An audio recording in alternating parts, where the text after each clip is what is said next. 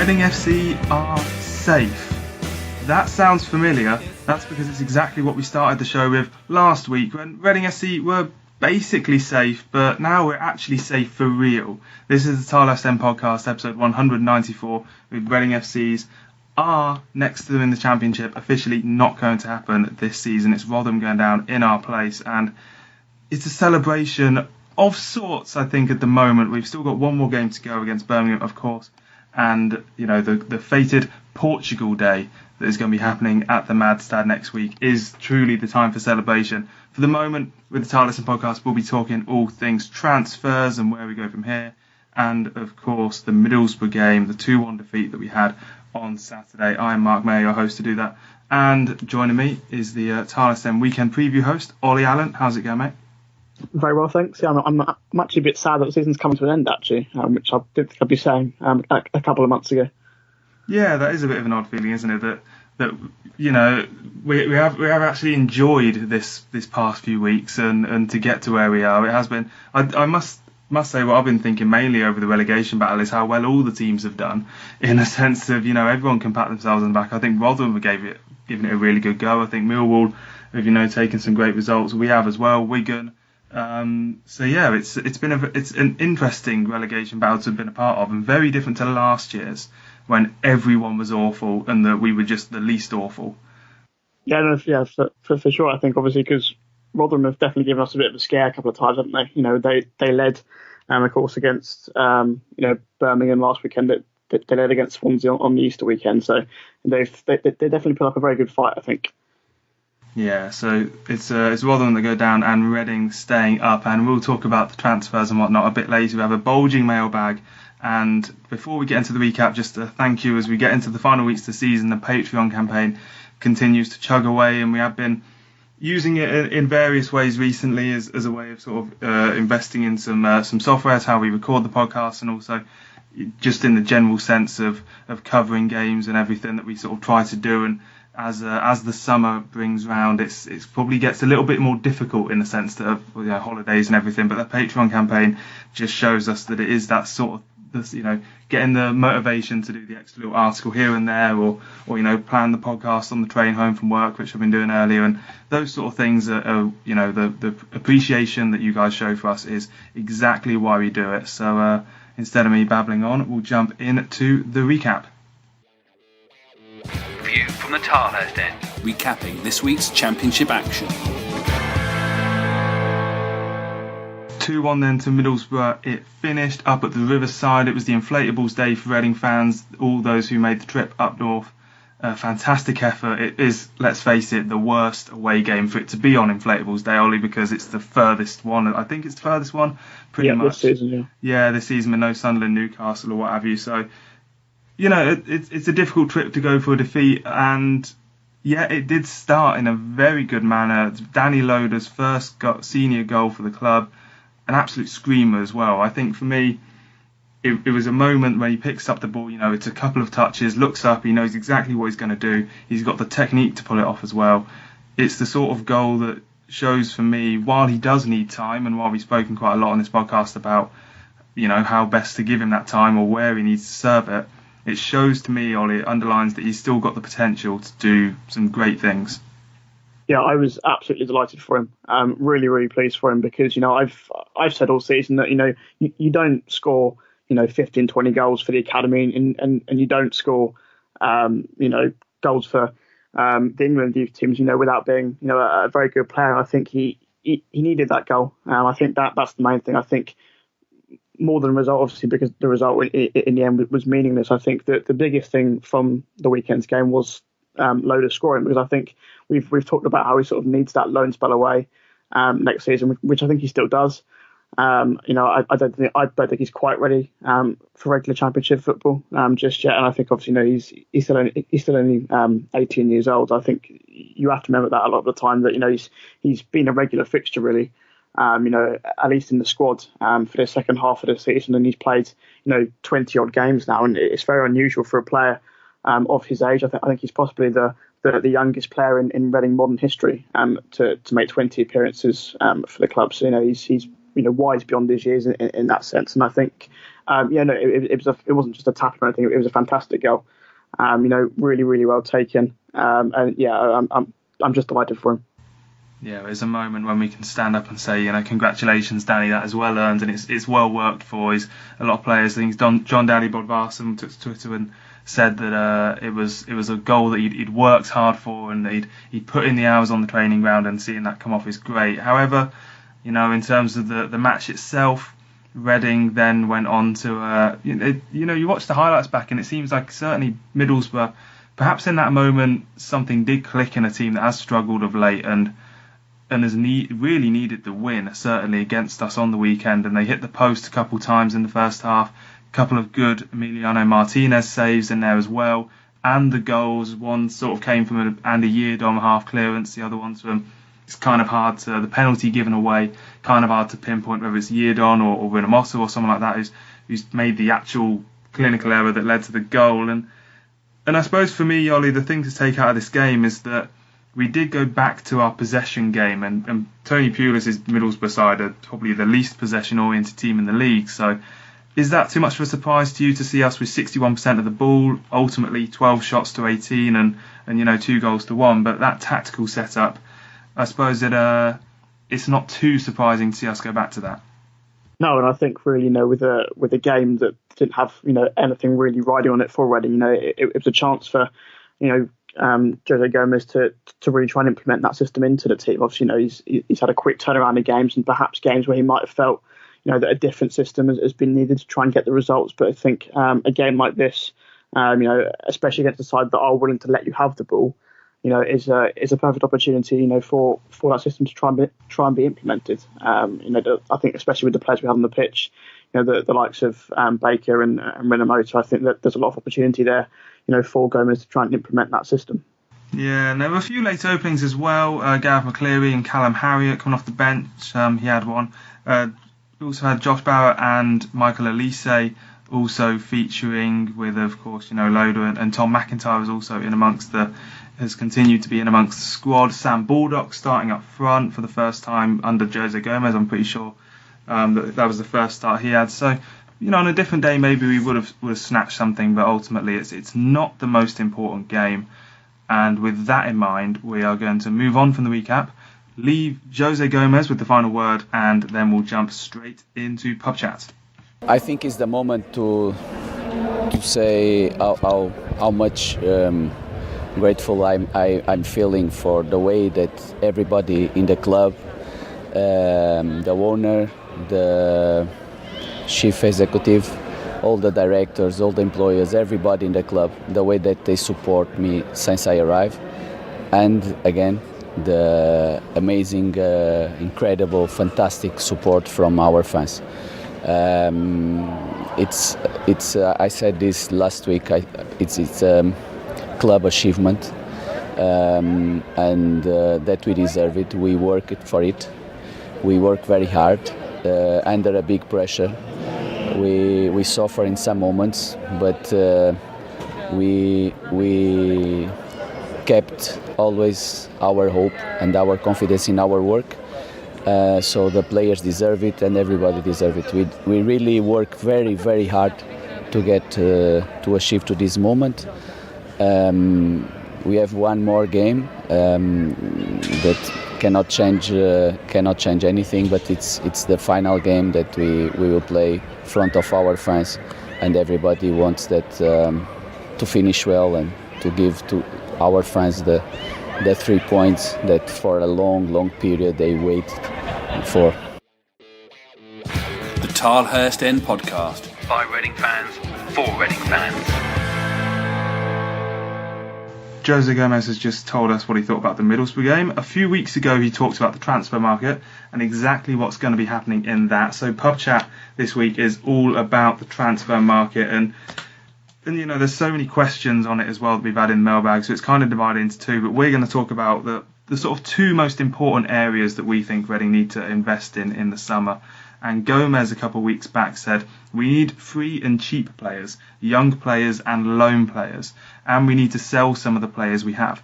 Part of this money we get from selling players can be used to respect the FA rules, financial fair play is under control. We have been working very well. Everybody knows we have been making a big effort to reduce this.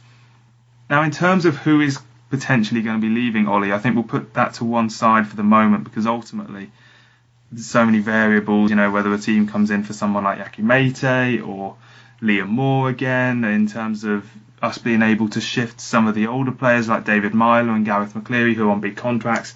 That is all up in the air at the moment, but things we can speculate a bit clearer on are the areas of the pitch that we can sort of invest in. And out of goalkeepers, fullbacks, centre backs, centre mids, wide midfielders, and strikers, let's say, take it in turns and say our two most important areas to improve the team on. Where would you start and say out of those positions needs to be improved? I'd start from the back. To be honest, I'd prioritise a goalkeeper. I think we've seen in the second half of the season, just how important a good goalkeeper is. And I think you compare the performances of Martinez to the three keepers that have come before him this season. I think he's won us so many points. You can pick out sort of a fantastic save in virtually every game he's played so far. And I think it really is true that it saves win points. I think my mind goes back to the away game at Ipswich, where he made 7 or 8 world class saves really, and we probably would have lost that game, if he hadn't made them, and lose that game, and you lose a bit of momentum, you lose confidence from losing to the worst side in the league. You lose the 3 points you got. So you can't underestimate how important he's been for Reading this season. Obviously, the ideal scenario is that we're able to get him in on a permanent deal. Obviously, that's looking quite unlikely, with the way things are working for him at Arsenal. But I think for me that's proven to me just how important a good goalkeeper is. And I think you look at good Reading sides in the past and how important a goalkeeper's been to those teams. You think of Marcus Hanneman in 05-06, Adam Federici in 11-12, and obviously the playoff season 2 years ago was sort of built on Ali Al-Habsi between the sticks. So I think for me that's the number one priority.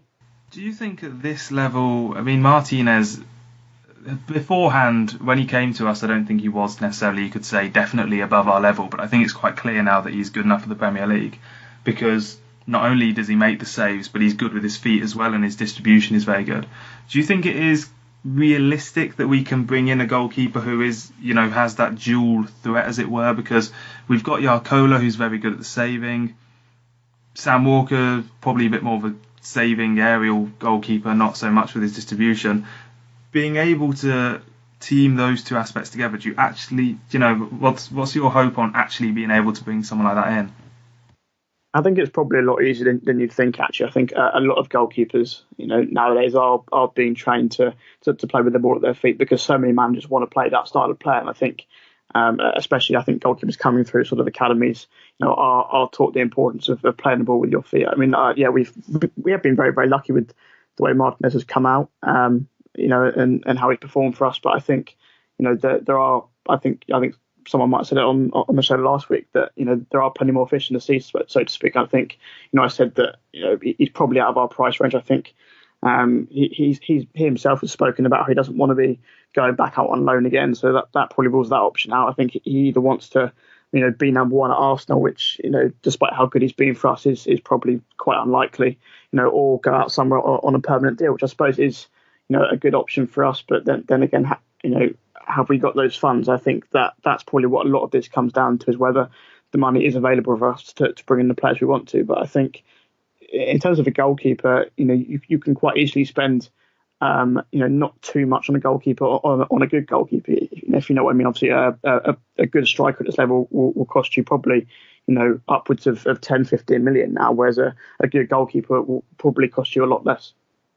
Yeah, it's a good point to make. And to be honest, I do agree on the sense that there are a lot of good goalkeepers out there, because like Martinez, like Henderson, who's been at Sheffield United this season, players like Sam Johnston, who's at West Brom, having been at Man United, there's a stockpile of good goalkeepers at these good clubs at the moment. And second choice Premier League goalkeepers, aren't they, really? I suppose. Yeah, and they can't all play, and ultimately as a goalkeeper you have to make that decision as to whether you do want to play or not. And if we get one of them on loan, I'm certainly don't think that we have to get a goalkeeper for the next 10 years in the summer. We can get someone for just the season. In terms of my two most important areas, I probably wouldn't have goalkeeper in there. I'd probably have centre back in there, because for me, Matt Miazga leaving is going to leave a massive hole. Yeah, kind of like Martinez, I suppose. But Matt Miazga leaving personally is for me a bigger, more central hole, because we saw how Liam Moore playing with Thiago Ilori, with Paul McShane, and it just didn't quite work out. And I do think that the defensive aspect to this of Gomez's success so far has been kind of underrated, and Miazga's role in that, I think he's been, my personal opinion, the best loan signing we've made of the ones in January. And just for I don't know what you think, for centre backs, it's that very difficult thing, and probably harder than it is for goalkeepers, to bring in someone who can play the style that Jose Gomez wants and can do the dirty work. Yeah, for sure. No, I would agree that Miazga's been the most important of the loanees. Actually, I mean, I only say goalkeepers because I think it's probably maybe easier to replace Martinez. But no, I think he's been fantastic, Matt Miazga. I think the relationship that he struck up with Liam Moore can't be underrated as well. I think he's an excellent defender. He can play with the ball at his feet. He's got very good aerial ability. And really everything you want. In a centre back, and I think it's the same with Martinez, that he was a very, very clear upgrade on Yakola, Manone and Walker. In the same sense that Miazga's been a huge upgrade on Thiago Ilori. And I think when Ilori was here, you probably thought he was a decent enough defender. Came from Liverpool, wasn't too bad. But it's not until you see someone like Matt Miazga play that you realise that Thiago Ilori wasn't very good at all, and that there are a lot better options out there. Yeah, that realisation that Thiago Ilori isn't good is probably one that we should have had a long time ago, and maybe a lot of Reading fans did have a long time ago. But he's played 4 games for Sporting Lisbon since signing, so that should tell you all you need to know. I know, and I'm still not entirely sure why they signed him, to be honest. It was a very odd one, but nonetheless, I suppose as Reading fans we've benefited from it. So good luck to him. Your second area then, if you've gone for goalkeepers for your first, would you go centre backs or somewhere else for your second area to invest in? I'd go for at the other end of the team. I'd go for strikers, which is probably one of the harder positions to buy, and especially if you want a very good striker, because as I said, they cost a lot of money. Even at this level, you've seen teams like Middlesbrough and Aston Villa, 15 odd million on strikers, over the last few years, and we certainly can't afford that at the moment. But again, I'll say it again, it's about this upgrade. It's not until we saw Nelson Oliveira play that how much better he was than Reading's other strikers. Obviously, Yaki Mate's come into some good form, but I think for me, I think he's a very streaky player, Yaki Mate. I think obviously he's our top goal scorer this season, but the majority of his goals have come in that one run he had sort of October, November time, and then the rest of them have come in the run he's had lately. So whether he's a player you can sort of rely upon to score goals consistently throughout the season, that's a bit up in the air for me. And I think someone like Nelson Oliveira, obviously he's done well since coming in. Perhaps I think looking back, it was maybe a mistake to bring him back as early as they did from that hamstring injury, because obviously his performance has dipped and he ended up coming off very early against West Brom. But if you can get that right striker in, you look at the teams that are up there this season. Norwich arguably with the signing of the season in Timu Paki, who's the top scorer this season, has obviously done very well for them. And Leeds have had Patrick Bamford, Sheffield United have had Billy Sharp and David McGoldrick, and so it's clear the importance of a striker. Obviously they're the players that score goals. It sounds very simple and very cliche, but you need a good player up there to put chances away. And I think that's perhaps been Reading's problem over the last couple of years, that they haven't had those players to convert them. We missed the influence of Jan Kermigan obviously 2 years ago, when he got 18, 20 odd goals. And I think that just shows the importance of a good striker up there. For me, the impact of Oliveira, and as you mentioned McGoldrick and Billy Sharp, and players sort of like Lukas Jutkovic, who's done a kind of unsung hero role at Birmingham this season, it shows the importance of experience in your Championship strikers, and that is attainable for a reasonable fee, because there's a lot of players out there who perhaps aren't very attractive in terms of their names or their history, but they have got 150 goals in Football League, and they are out there and they do a very good job. And that's probably where we'd have to go, I think, for strikers. Gomez has said that we can't afford the fee that we've agreed with Norwich for Oliveira. The idea of, some sort of plan B coming off is certainly not something that I'd rule out, because I really don't think Norwich want Oliveira. But, yeah, for me, strikers, it comes down to quantity over quality, because we have got a lot of strikers.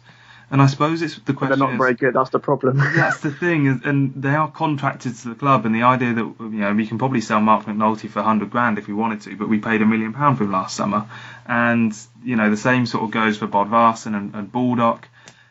At what point do you say, we'll go with 4 and play 1 each time, and maybe to be honest, we've got about 6, so we'll go with 6 and play 1 or 2, and maybe each of them will score 8 goals, or do you prefer to go down the route of we'll have 2 or 3, but we'll really back them, we'll play them every week no matter what, they'll obviously be a bit more invested in because we'll have the space and a bit more money for them.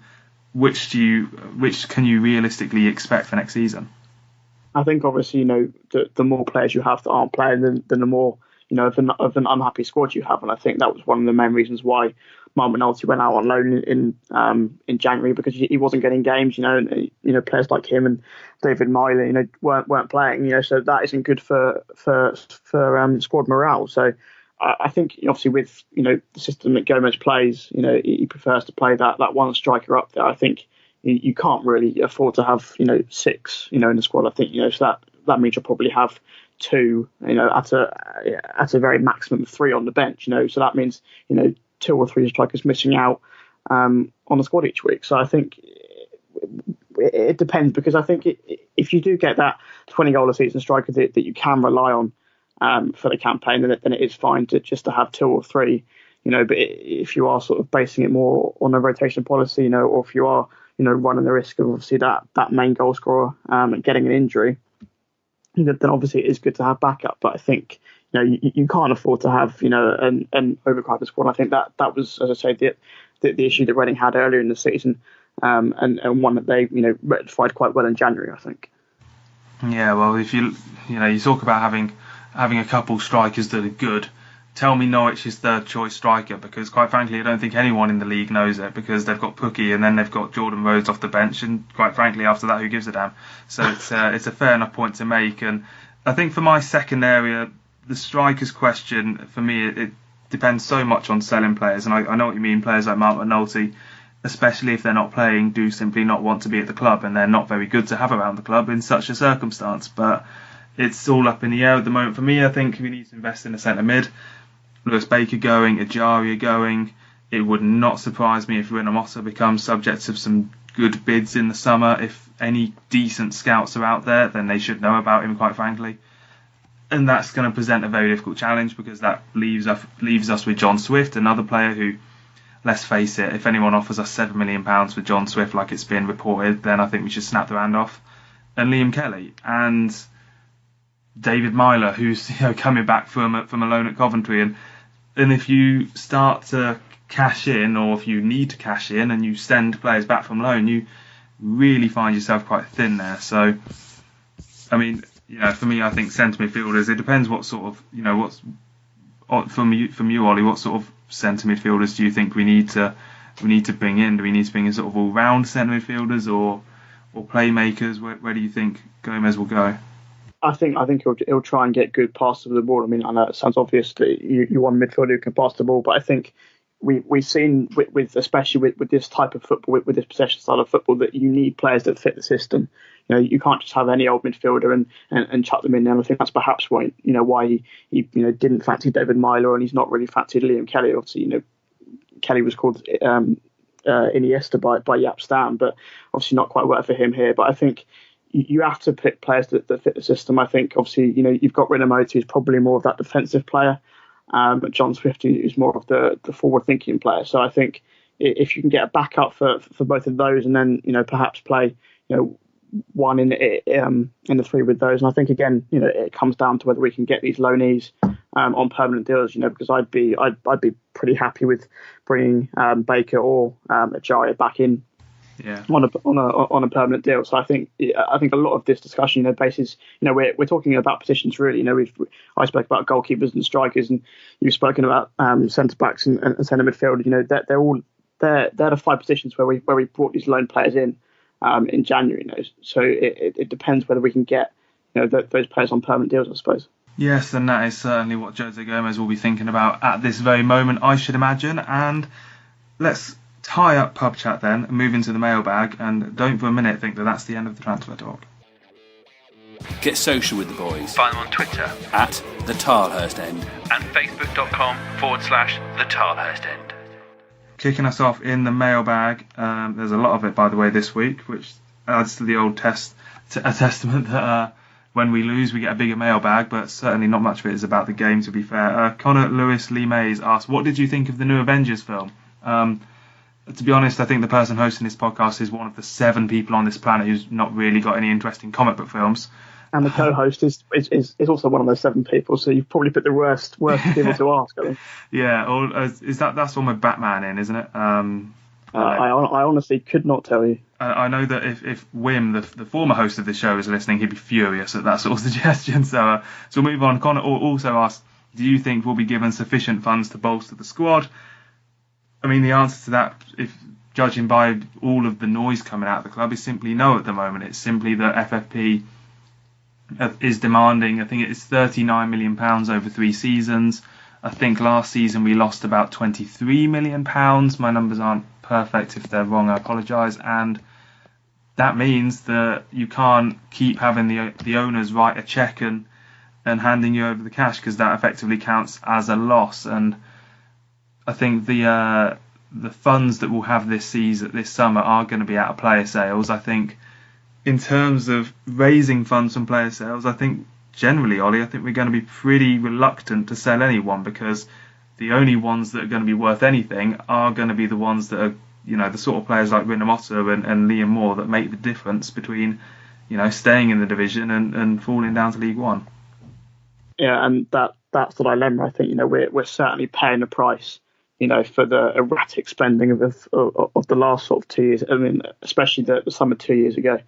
I think it's coming back to bite us again. Just what the hell was Ron Gourlay doing as CEO? Spending these crazy transfer fees on players that didn't really deserve, the money that he valued them at. So we're in a very, very difficult situation. I agree. I think the fact that Nelson Oliveira is rumoured to be around £3 million, and that Gomez doesn't think we can probably afford that. is fairly worrying. I think to rely on the loan market again, I'd be very surprised if we didn't sign at least sort of 5 loan players, which is the quota to get in the squad. And other than that, yeah, I think that there are players of some value in the side. I think obviously the likes of Liam Kelly, who you'll probably look to get rid of this summer, is still, I think he's 22 or 23 still, so there is still value in him, and there are players, as I say, who could raise money, but you're sort of weighing up whether, selling players like Liam Moore and Andy Rinomhota, whilst they'll get big funds, are you going to be able to, because you have to replace them, and sort of look to get players in other positions. You're sort of selling one player and sort of buying 3 to replace them in a sense. I think it's the same with John Swift. I think I'd agree with what you said earlier about if we got offered $7 million for him, then you would definitely take it. But then it's a case of who do you buy with that $7 million? Because first of all, you've got to replace John Swift, and that might cost say $4 or $5 million in itself. So you're perhaps only left with $2 odd million to try and improve the squad in other areas. So it's going to be a very, very difficult challenge for Gomez and for Nigel Howe this summer. I think that it is a good thing really. They are sticking to the FFP restrictions. You saw what happened with Birmingham earlier this season, and we certainly don't want to be in a situation like that. So I think ultimately it is a good thing that they are being quite restrained with the finances. But in terms of players coming in, I think it's going to be quite a difficult summer on that front. Yeah, to be honest, I think it'll be quite fascinating to watch as a Reading fan, because it's not, I'm not a massive fan of the gossip circle and everything like that, and thinking, oh my God, we're going to go and sign X, Y, and Z. It's not. I don't think it helps fan expectations when you go into a summer thinking here is the summer that we build a squad to go into the Premier League, and therefore it means what you do sign, perhaps you hold a little bit dearer and makes a bit more of an impact. There's SJ Watson 19 sort of on that note says, with our next transfer window possibly causing us to be restricted to signings, should we fail to sign Oliveira permanently, do you think McNulty and Andrija Novakovic have done enough on loan to prove themselves a use to the first team as a leading striker? I mean, for me, when it comes to those loan players who are coming back, it's not what they've done on loan that's going to make a difference. I think, maybe it'll make a difference in terms of other clubs trying to sign them. But I think those first 3-4 weeks on the training ground are going to be much more important to Jose Gomez, because, it's all well and good going to Hibernian and scoring some penalties, or going to Holland and Novakovic's goals have generally, from what I've seen, been poachers' efforts, and those are good, they count. But is it what Jose Gomez wants? And that is the question I think is going to be the most important thing with determining their future. Yeah, I'd agree. And also, the leagues that they're playing in, aren't quite as high as the standards as the Championship is. You only need to look at Marc Mayo to see that. He couldn't really hit a barn door in the Championship earlier this season, but obviously gone up to Scotland and done very well. Whether that's a case of being in better surroundings or whatever. I don't think he would have scored those goals for Reading, and I think it's obviously worth having a look at them. I think Novakovic especially, especially with what he's done over the last couple of years, it would be silly for Gomez not to take a look at him. And I think ultimately, the experience comes in playing those games. I think, we saw with McNulty earlier in the season that, when he played it, he didn't play that well. But I think he obviously deserves a second chance. He's deserved his opportunity having scored those goals in Scotland. But it is then down to him to prove, to Gomez that he's worthy of staying. And I think ultimately that comes with scoring goals, and strikers are, ranked and graded on scoring goals. So it comes down to that. Look, we talked about the host of strikers that the Reading have got earlier in the show. So he's definitely going to look to sell, 2 or 3. Whether McNulty, wants to go. Obviously, he will have enjoyed his loan spell away, and perhaps doesn't feel that the Reading's the best fit for him. But there'll certainly be a lot of options for Gomez to look at, so that's for sure. Yeah, and one option again on the Oliveira front, Dean Bennett asks, do you think Reading could possibly get a better striker than Nelson Oliveira over the summer if the funds are available? Now, we're going to have to go on the assumption that the funds aren't really available to go and splash the cash. So, for me, the way that we can get a striker as good as or better than Oliveira, barring some kind of, Kevin Doyle-esque fluke, which is, once in a generation you get that sort of signing, and I'm afraid that was still the generation we're in now in terms of the way that we're watching football. But the only avenue I can see that might potentially work is going into Eastern Europe or Southern Europe and picking up someone, and they can work, they can be cheap, but you take a player like Adi Popper, who came from has played in the Champions League and has come from a very good team in a not so great league, and I think that's when you sort of hit the roadblock in terms of those players are the best players from that part of the world, but ultimately when you bring them to the Championship, it is very, very seldom that they're the ones who can do it. And in terms of where Reading are at with our funds and with the scouting and everything that we have at our disposal, signing someone who scored 25 goals a year in Bulgaria might be our best hope. But in terms of being better than Oliveira, I can't quite see it at the moment. Well, yeah, Dennis Rackles is another one that obviously was a cheaper option. I think he came in as opposed to Connor Washington 3 or 4 years ago, and obviously didn't do that well. But I mentioned Timu Paki earlier, and obviously he was a free signing for Norwich. So they can come off. As Paki was linked to Reading last summer as well. So who knows where we might be now if that want to come off. But I think you have to try and base it on the scouts. I think obviously there's been reports that we've had scouts in a couple of games in Portugal over the last couple of weeks, which isn't surprising considering the Gomez link. And I think you perhaps have to hope that Gomez sort of knows that league. Obviously, he's not managed there a lot, obviously, despite being Portuguese, but he would have watched that league quite a lot. So I think you have to hope that he can find some sort of hidden gem in that league. Obviously, he's managed in Hungary as well. I mean, I don't know if that's an avenue that we'll be looking at, but yeah, I think if you're going to get a striker from the Championship, it's going to be very, very difficult. I think because naturally, teams won't want to sell to other teams in the Championship quite as easily or for as much money. So you are going to have to try and find value elsewhere. And again, that can work. We've seen Norwich this season over the last few years under Daniel Farke. The majority of their signings have come from Germany and around Europe for cut price fees. So it can work, and I think you just sort of have to hope that Reading can try and get something similar. Yes, the idea of Portugal is, I think that is going to be a bit of a theme for the summer, in the same way that Jaap Stam and Holland was the theme, and Reading were reportedly as one of 30 teams represented by scouts at a recent Rio Ave game. So, that being Jose Gomez's old team, it would not surprise me if we go down that route. Tommy asked what players are on the transfer list, providing that we can't bring in a replacement for them without them going first with their funds, or a youth team player stepping up. In terms of the transfer list, Ollie, I think we've kind of mentioned the names so far. You're looking at, I think, Liam Kelly. I think he's probably going to be on it. Someone like David Myler. Any names that immediately jump out at you? Do you think will be maybe someone like Sam Walker or even Sam Baldock are going to be on it? Well, in terms of what I'd go for, I'd try and get rid of some of the likes of Sam Baldock. I think potentially, that there's a few players who are sort of out of contract in a year's time, who you might want to look to get rid of, try and get some money out of them before their contract runs up. I think Gareth McCleary is amongst that group, and Chris Gunter as well. I think obviously they're two players that sort of quite split opinion, obviously being here for a long, long time and not getting any younger. I think McCleary's into his 30s now and hasn't scored for over 2 years. So there's questions to be asked over both of them. Obviously they do add that value, that valuable experience, and I think certainly if you remove those two players from the squad, then you are sort of looking around to where the experience is going to come from. But they are players who that might well get let go for a free in a year's time. So there are questions to be asked. Do you try and get some money out of them this summer?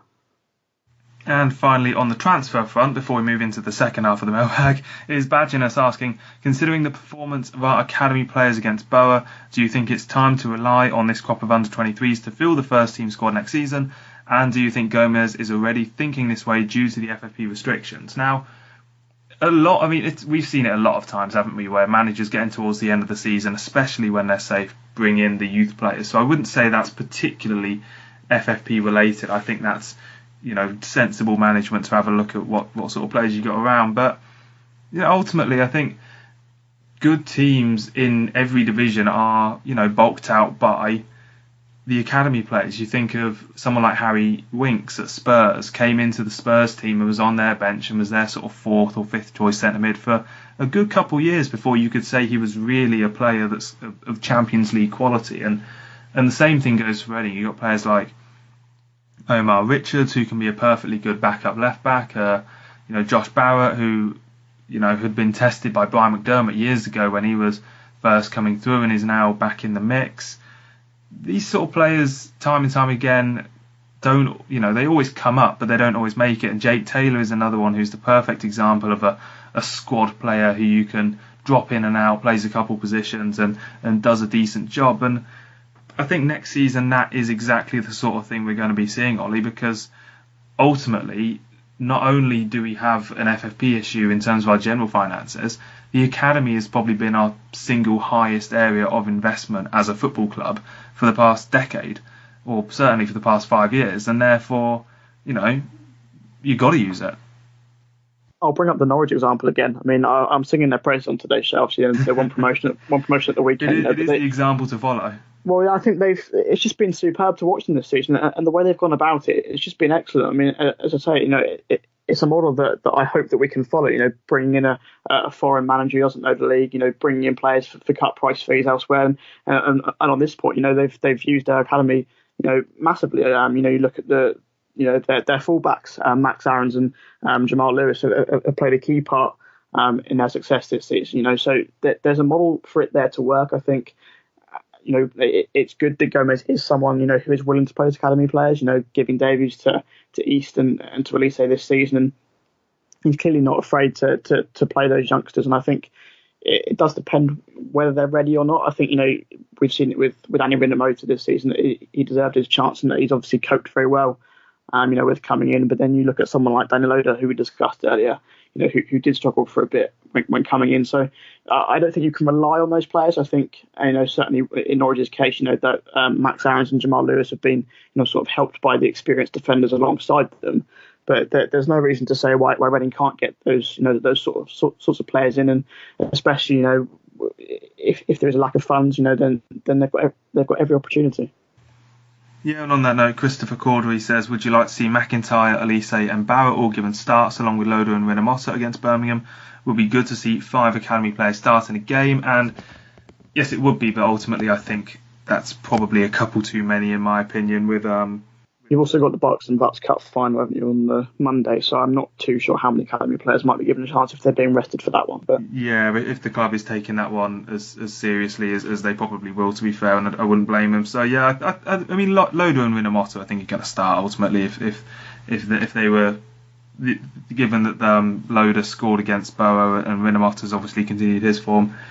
Elise, Barrett and McIntyre, I'm happy to keep them on the bench, because if you overload it and things go badly wrong, then the momentum and the feel-good feeling of the final game of the season, it can have a knock-on effect for next season. So I probably would avoid that going too overboard, but it certainly is a good sentiment, and the option of it being there is a nice one to have. Moving on then, Elm Park Royals simply ask, are we staying up? Yes, we are. That is officially confirmed now, and Ray on the similar note saying Norwich, a team that have popped up almost as much as Reading in this week's podcast, saying Norwich celebrating the promotion to the Premiership is expected. Should we really be celebrating avoiding relegation?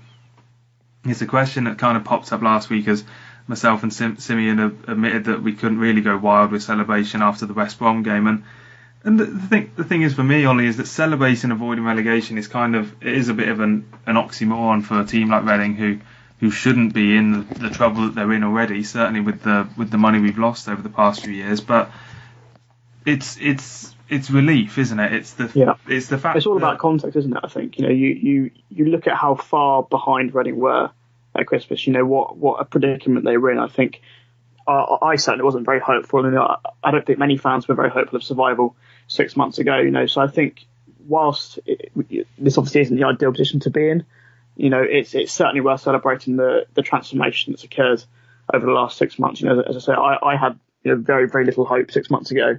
And the turnaround that has commenced under Jose Gomez. The performances that we've been putting in. The connection between the club and the fans seems to have returned, and these are all things that are definitely worth celebrating. Obviously you don't want to celebrate surviving relegation by the skin of your teeth, but it's all about context. You look at the position we were in to where we are now. It's been fantastic, and that in itself is worth celebrating, I think. Yeah, and for me, the reason why when we were in the relegation zone, there were fans saying, a season in League One wouldn't do us any harm, and that might be true, but football doesn't work that way. There is no sort of bottoming out for a team like Reading. Look at Coventry, look at Portsmouth, etc., etc. We can't. We couldn't at the time, and we certainly still can't just say, it's only a season, we'll have a good time, visit some new grounds and come back up, because that, as I say, simply isn't how it works. So the avoiding of relegation in and of itself for a team like us is, ultimately a good thing, because we can't, rely on just coming straight back up, and who knows what would have happened to the club had we gone down this season. Moving on, and Sean Hearn sent in a random light-hearted question with the local elections coming up. Which Reading players would you vote for as PM and why?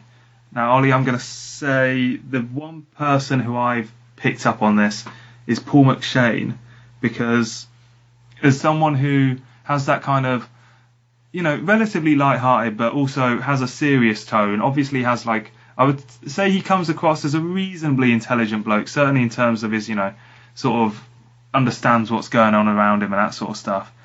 And generally speaking, he's not club captain and you remember the fact that he is club captain. He's not that for no reason. So I'm going to go for Paul McShane as my politician Reading player. I have no idea on his policy on anything. So if it turns out he's going to milkshake duck me, then I'll withdraw my comments. But where would you go on this, Ollie? Yeah, but it'd be interesting to see his policies on Ireland and whatnot. But we'll stay away from that. But I'd go for Liam Moore. I think obviously there might be a bit of an obvious one, but he's shown a standing captain this season. I think he's got that connection between the fans and the players, and I think that's ultimately what you need. You want connection between the people and those at the top, and I think Liam Moore has shown that with his multiple gestures to fans in need and whatnot, and comes across very well in interviews. So yeah, I think Liam Moore would get my vote if I was picking a prime minister from the Reading players. I mean, I might throw John O'Shea in there as a bit of an elder statesman as well. But so yeah, a trio of centre backs perhaps. Very strange, or not very strangely at all. Completely forgot that John O'Shea played for his football team. I suppose. I know, yeah. He's retiring, strictly speaking, next week. I think so, yeah. Is he going to get a send-off, or what? I think the plan under Clement was for him to become part of the coaching team. When I said that to Jose Gomez in the Tilehurst End interview with him, it was almost like it was the first he'd heard of that plan. So I really don't think that's going to happen. Well, I think he got sort of a standing. I think he was sort of clapped every time he got the ball on his debut back in August. So I think that was a bit of a Mickey taking. But look, whenever he's come in this season, he's done an all right job. He obviously lacks the pace that he might have once had. But he's been all right actually. I think when he first came in, I think a lot of fans were sort of saying, why are we signing this player who was went down when Sunderland last season and clearly hasn't got age on his side. But for me, especially in the air, he's been dominant. He's proved a reliable understudy, but it'll be interesting. I think actually, he obviously wants to go into coaching in somewhere. I think he has been doing his badges, so whether that's with us, I'm not sure that's probably as secure as it was 12 months ago. Yeah, well, I suppose in a way, don't rule out him coming off the bench in the last minute if we win a penalty. Is all I'm going to say on next week, because it's as far as I'm aware, it's still a thing. That he's retiring, and I think as the player that he is, probably deserves some sort of a nice little gesture, and we'll see what state the game is in to allow that, whether he's in the squad at all. Rob asks, will Yaku Mete marry him? I think he's got on Instagram that actually Yaku Mete quite often hosts question and answer sessions on Instagram, so I think that's your best chance to ask that, to be honest, Rob. Sadly, and there's probably quite a lot of people queuing up for that as well, I'd imagine. So. Yeah, sadly, our communication channels with the club are not as rich as that would demand. And finally, Jack Killick has emailed us. Any emails, of course, thetylehurstend@gmail.com, and of course, next week being our season review, please send us in those questions and thoughts and opinions. Jack Hillock asks, regardless of whether we sign all the loan signings, I feel so positive about next season. Haven't felt this optimistic in a long time. Even under Stam, I never truly bought into what he was doing, even though we finished third. With Jose, I have been so impressed. He's got his style of play, but also the ability to adapt to the opposition, which Stam was too stubborn to do, along with a passion for the club, which is great to see. Huge credit has to go to the owners. They are new to English football and realised they made a mistake with Vongole, and rather than just letting things get worse, they stepped in. Bringing back Nigel Howe, then really backing Jose Gomez in the transfer window has been pivotal to our survival, along with funding Bearwood and seemingly wanting to further back the team in the transfer window, even if FFP doesn't allow it.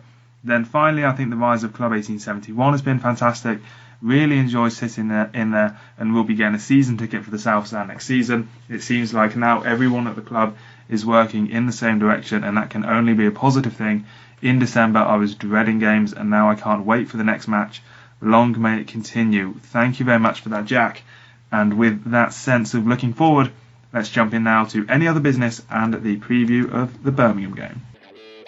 The Tilehurst End podcast. Read the blog on thetilehurstend.com. Right, Ollie, I know, or I presume, that there's going to be a weekend preview for the Birmingham game in a few days' time. Yes, the final one of the season for Sunday. Yeah. So, in that sense, we'll keep it relatively brief on what is the Sunday lunchtime kickoff at the Mad Stab between Birmingham and Reading, the final game of the 2018-19 season. It's come around, I wouldn't say quick. I would not describe this as a season that has flown by. Maybe it's... I would, in fairness, actually. Maybe it's me. It feels like yesterday that we were playing Derby away. Derby at home on the first game of the season. It's gone incredibly quickly for me, considering how bad we've been. But yeah. Yeah, I think maybe in that sense it's because it's not been a case of I can't wait for the weekend, I can't wait for the game, or I've got so many sort of things that I hope are going to happen, because the season has largely been a case of, if we're away at somewhere and you follow it for the first 15 minutes and we go a goal down, or, something terrible happens straight after half time at home, or, what have you, the sort of themes that have been happening. It has been a case of, oh God, here we go again. It just feels like it's been a bit of a slow drag for me this season.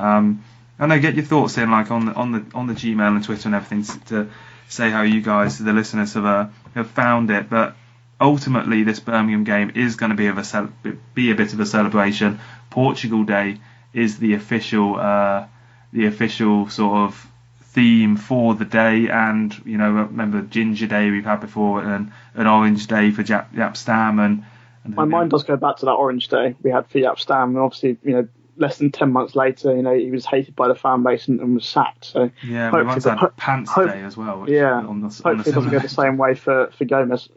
Hopefully not in 10 months' time. We'll be calling for Gomez's head. Hopefully it goes the other way for him.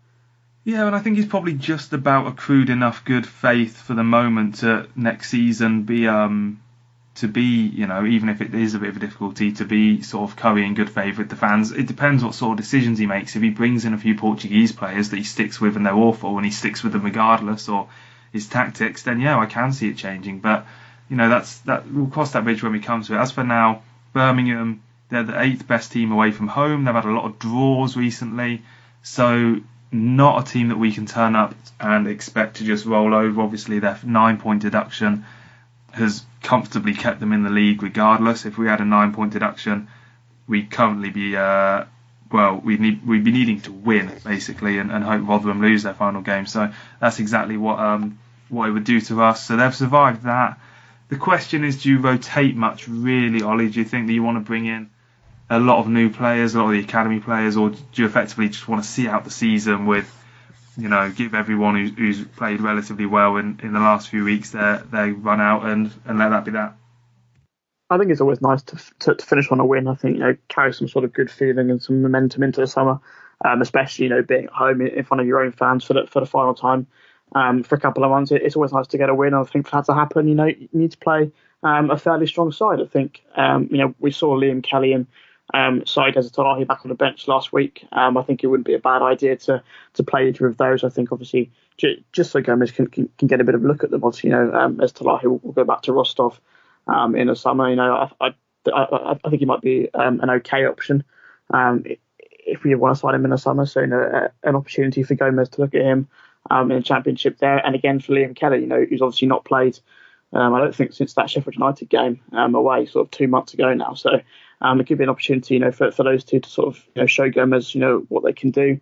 Other than that, we talked about academy players earlier. Again, I think that Bucks and Bucks Cup final might take precedence for that, but I wouldn't be surprised, as you say, to see Moto and to see Loader as well. But I wouldn't make too many changes. I think Mo Barrow was he didn't play last week, did he, against Middlesbrough, so might throw him back in. But other than that, not too many changes. Yeah, ultimately, I think you just want to give your first team its final run out, and yes, and ending on a win is important. Speaking of which, the only change in the table that can happen at the moment is Reading can finish anywhere between 19th and 21st. Millwall behind us have a game in hand. They're 2 points behind us. QPR 2 points ahead of us. QPR go to Sheffield Wednesday. Millwall host Bristol City and then go to Wigan.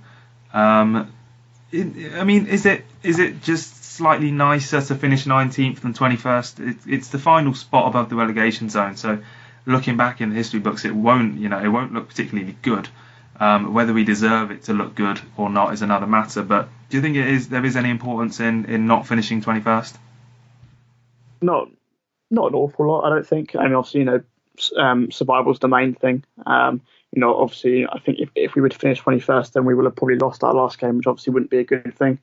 I think obviously whatever happens, we'll have finished with more points than we did last season. I think we're already 2 points better off than we were at the end of the last campaign. So it doesn't matter an awful lot. I think obviously last year we finished 20th, so obviously it'd perhaps be nice to at least equal or better that. I don't think we've gone above 19th in the table all season. Sort of barring those 15 minutes or so that we did against Derby right at the beginning. So perhaps obviously it'd be nice to try and finish a bit higher. But I think it doesn't matter an awful lot to me personally.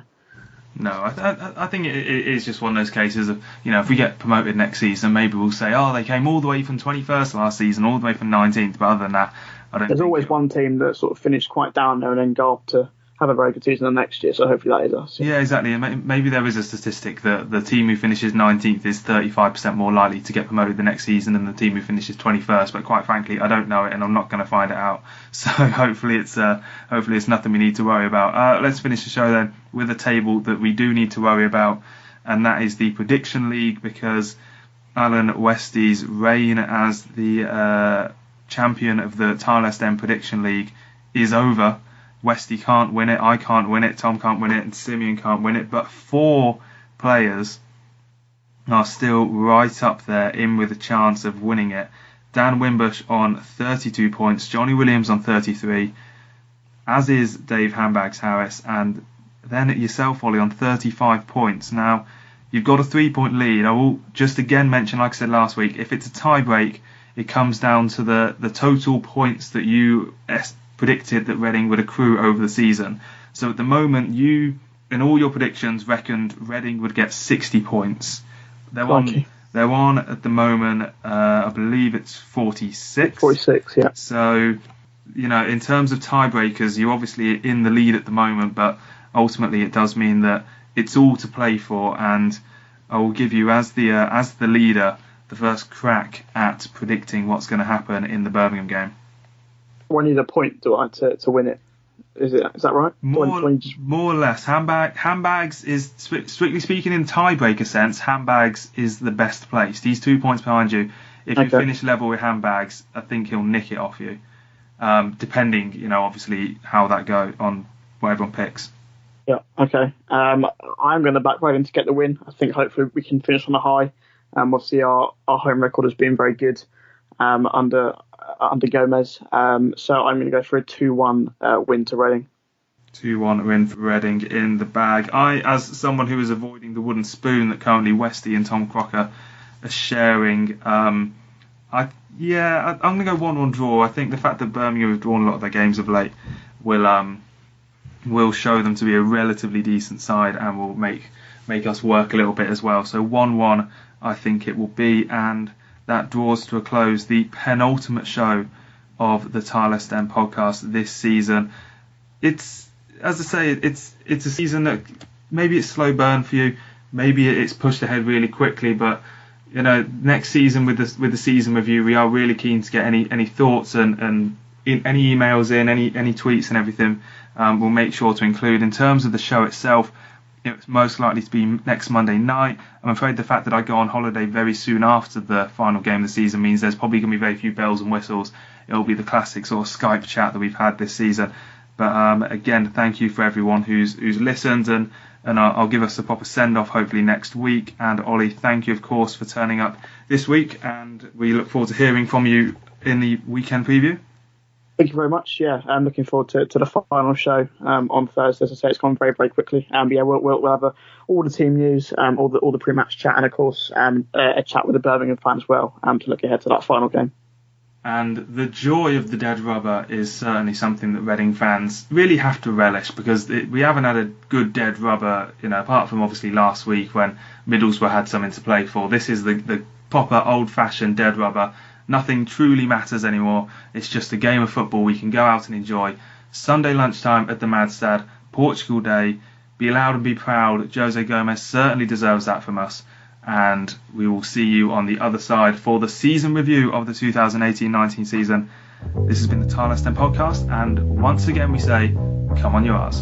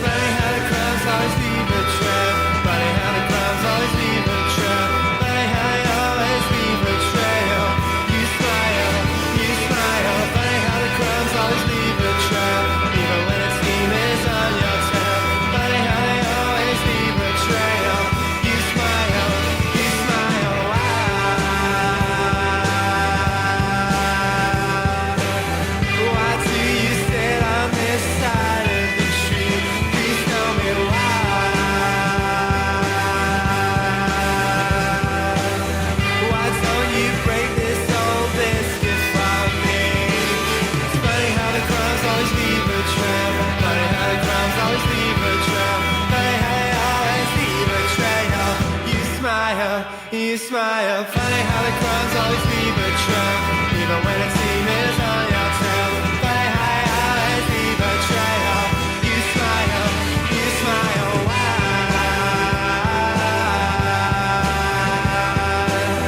Why do you sit on this side of the tree? Please tell me why. Why don't you break this old biscuit for me? Break this biscuit for me.